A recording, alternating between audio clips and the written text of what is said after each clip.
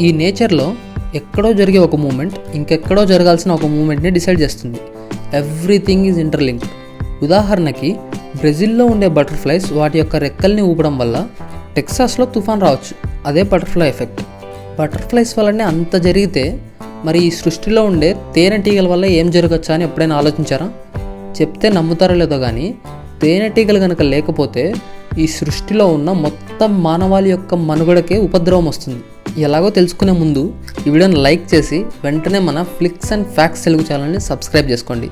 ఒకవేళ తేనెటీగలు మిమ్మల్ని ఎప్పుడైనా అటాక్ చేస్తే ఎలా తప్పించుకోవచ్చో తెలుసా? ఏముంది, సింపుల్గా చేతులూపి వాటిని తరిమేయచ్చు అనుకుంటున్నారా? పొర్రపాటున కూడా ఆ పని మాత్రం చేయకూడదు. ఎందుకంటే మీరు మీ చేతులను ఊపితే అవి మీరు వాటిని అటాక్ చేస్తున్నారు అనుకుంటాయి. పొరపాటునైనా సరే మీ చెయ్యి కనుక వాటికి తగిలిందంటే ఇంక అంతే సంగతి. వెంటనే అవి ఫీరోమోన్ అలారం సిగ్నల్ని రిలీజ్ చేస్తాయి. అది పవర్ఫుల్ అటాక్ హియర్ అనే సిగ్నల్. అంటే ఆ చుట్టుపక్కల ఉన్న హనీబీస్ అన్నిటికీ వెంటనే వచ్చి మీ మీద అటాక్ చేయమని సంకేతం పంపిస్తాయి.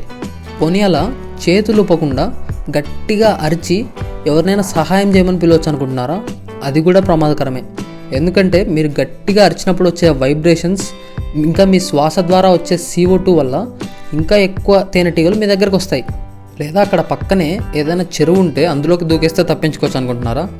అది చాలా పెద్ద పొరపాటు. ఎందుకంటే మీరు నీళ్ళలోకి వెళ్తే ఆ తేనెటీగలు ఏం చేస్తాయో తెలుసా? మీరు బయటకు వచ్చేంత వరకు మీకోసం ఎదురు చూస్తూ ఉంటాయి. ఇంకా అంతే సంగతులు.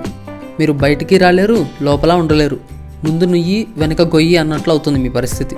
మరి ఇంకెలా తప్పించుకోవాలి అంటే ఎలాంటి చప్పుడు చేయకుండా మీ చేతులని ఊపకుండా మీ చేతులతో మీ మొహాన్ని కప్పుకొని ఫాస్ట్గా పరిగెత్తడం ఒక్కటే మార్గం. ఆ చుట్టుపక్కల ఏదైనా ఇల్లు కానీ లేదా కార్ లాంటి వాహనం ఉంటే వెంటనే అందులో దాక్కోవాలి. ఇంకా మిమ్మల్ని ఎక్కువగా కుట్టినట్లయితే వెంటనే హాస్పిటల్ కూడా వెళ్ళాల్సి ఉంటుంది. అవి జస్ట్ కుట్టి వదిలేయడం కాకుండా పొర్రపాటున ఏదో ఒకటి మీ చెవిలోకి వెళ్తే ఏమవుతుందో తెలుసా? అవి చేసే బజ్ సౌండ్ వల్ల మీకు విపరీతమైన నొప్పి వస్తుంది. కానీ భయపడొద్దు, అవి ఎట్టి పరిస్థితుల్లోనూ మీ బ్రెయిన్లోకి మాత్రం వెళ్ళలేవు. ఎందుకంటే మన చెవుల యొక్క స్ట్రక్చర్ అలా ఉంటుంది. Use gravity. మీ తలని ఒకవైపుకి ఉంచి ఆ చెవిలోకి మీ ఫోన్ లైట్ వేయండి.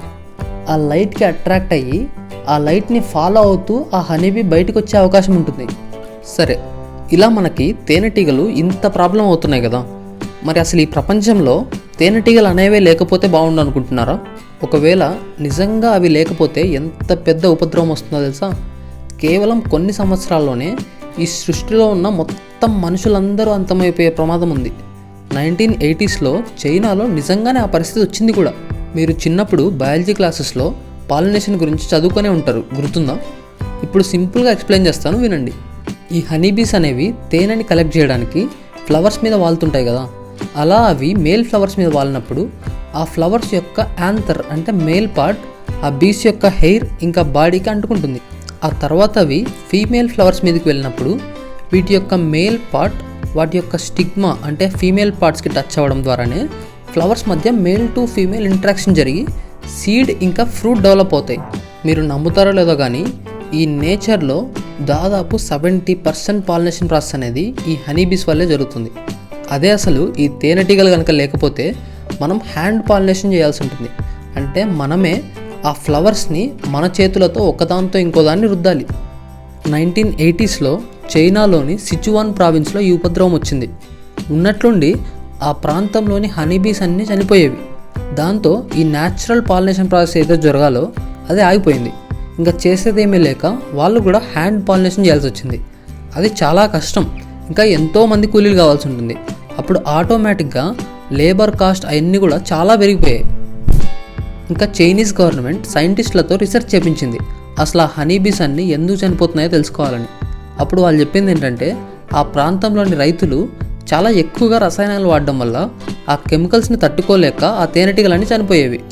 ఆ తర్వాత చైనీస్ గవర్నమెంట్ ఆ ప్రాంత రైతులందరినీ పెస్టిసైడ్స్ ఎంత మోతాదులో వాడాలి ఇంకా హనీబీస్ని ఎలా కాపాడుకోవాలని ఎడ్యుకేట్ చేశారు. కొంతకాలానికి హనీబీస్ మళ్ళీ అక్కడికి వచ్చాయి. దాంతో పరిస్థితి మొత్తం సర్దుకుంది. ఈ వీడియోని పూర్తిగా చూసిన వాళ్ళు తప్పకుండా లైక్ చేసి వెంటనే మన ఫ్లిక్స్ అండ్ ఫ్యాక్ట్స్ తెలుగు ఛానల్ని సబ్స్క్రైబ్ చేసుకోండి. అలాగే మీ ఫ్రెండ్స్తో కూడా షేర్ చేయండి.